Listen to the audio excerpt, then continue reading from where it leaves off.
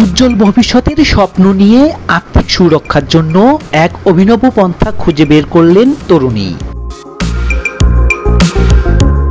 ঠিক করেন কুমারিত্ব নিলামে বিক্রয় করবেন। অনেকে ওই নিলামের অংশ নিলেও সকলকে অতিক্রম করে যান হলিউডের এক অভিনেতা। স্থানীয় সংবাদ মাধ্যম সূত্রের খবর, তরুণীর নাম লরা। ব্রিটেনের বাসিন্দার তিনি। 22 বছর বয়সী ওই তরুণী সেখানকার একটি কলেজে পড়েন।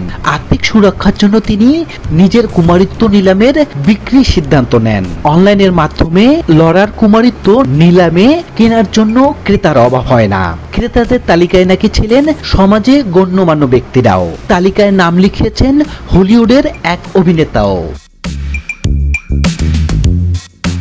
তার পরিচয় গোপন রাখা হলেও তিনি যে লরার কুমারিত্ব কেনার জন্য সর্বাধিক খরচ করতে রাজি হয়েছে তা জানা যায়। 16 লক্ষ ইউরো অর্থাৎ বাংলাদেশি মুদ্রায় প্রায় 20 কোটি টাকার উপরে খরচ করে নিলামে লরার কুমারিত্ব কেনেন তিনি।